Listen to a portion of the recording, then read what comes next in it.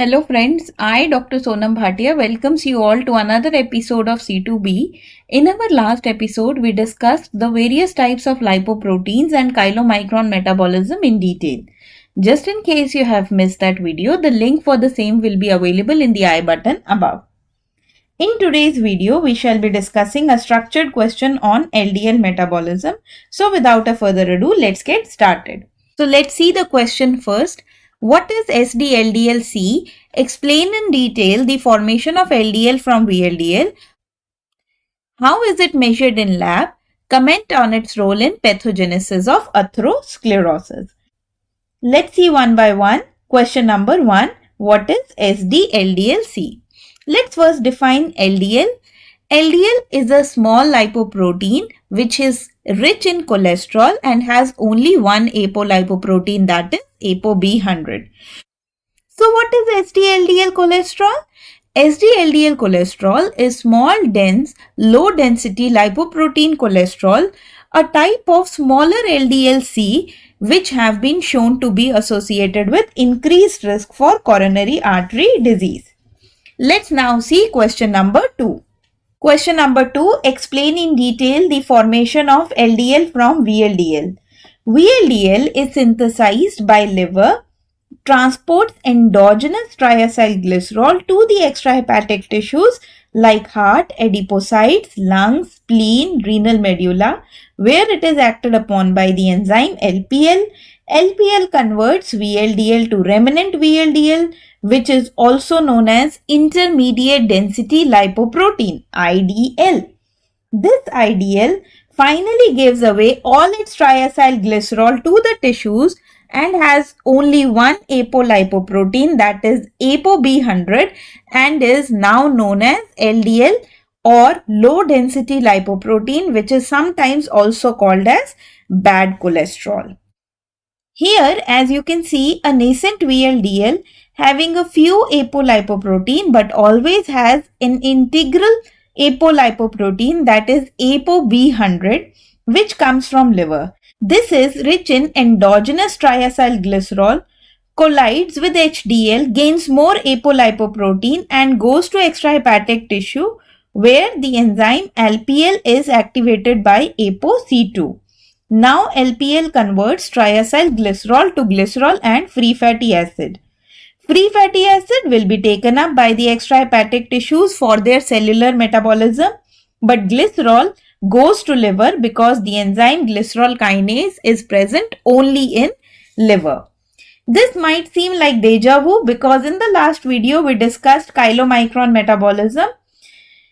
Just in case you missed that video, please click in the I button above.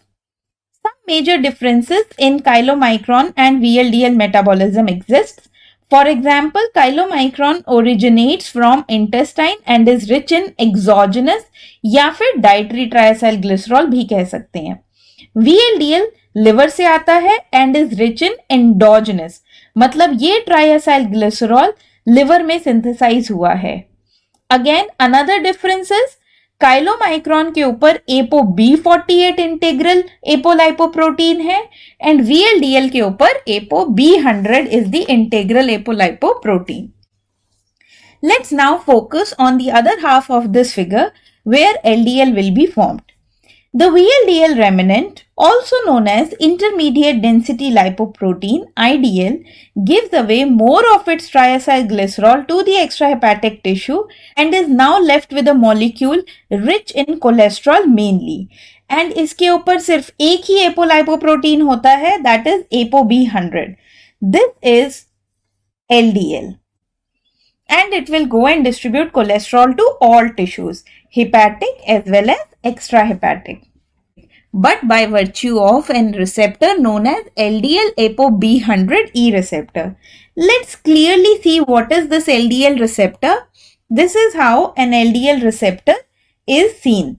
LDL के पास B100 है, LDL receptor के पास एक ligand binding domain है जिस पे lipoproteins जिनके पास B100 है या फिर ApoE है वो बाइंड कर सकते हैं.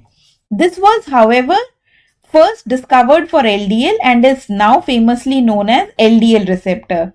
Always remember the ligand can bind to the two apolipoproteins, number 1 B100, number 2 apolipoprotein E. Let's now see a small animation to understand how LDL receptor functions.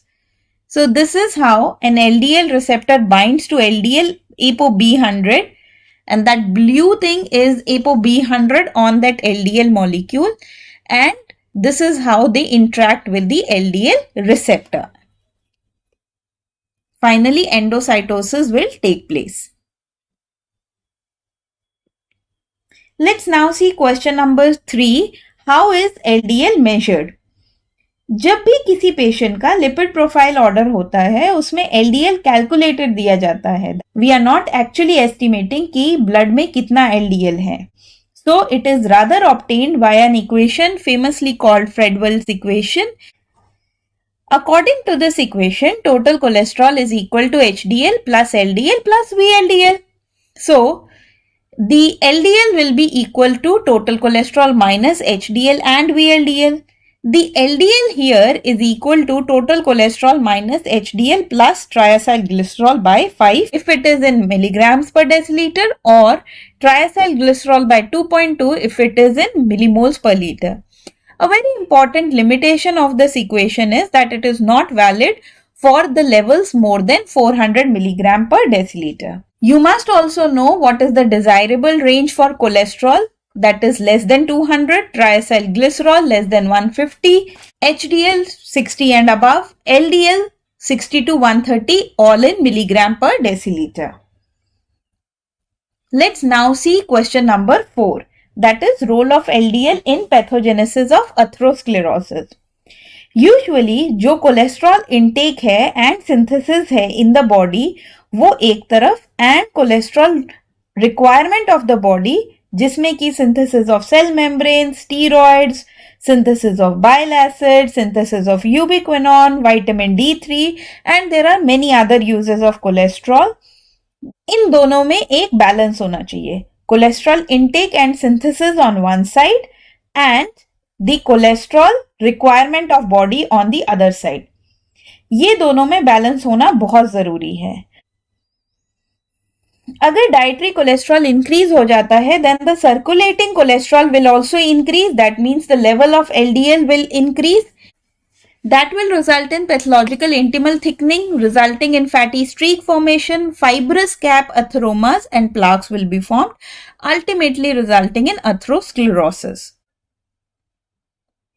Let's understand this with the help of an animation. Here, there is circulating oxidized LDL, and oxidized LDL is the one which has free radical. This oxidized LDL, which is rich in cholesterol, gets deposited in the intimal layer, and ultimately it will result in the blocking of blood vessels. Let's now see the risk factors for atherosclerosis. This is a very important Viva question. We usually divide the risk factors into non-modifiable, modifiable, and additional risk factors. The non-modifiable risk factors include age, gender, genetics. The modifiable ones are hyperlipidemia, hypertension, cigarette smoking, and diabetes, modifiable to some extent. And then we have some additional risk factors like inflammation, hyperhomocystinemia, metabolic syndrome, obesity, stress, and lipoprotein small a. Then you can add a note on the treatment part where the first line of treatment will always be lifestyle modification, especially if it is a borderline case.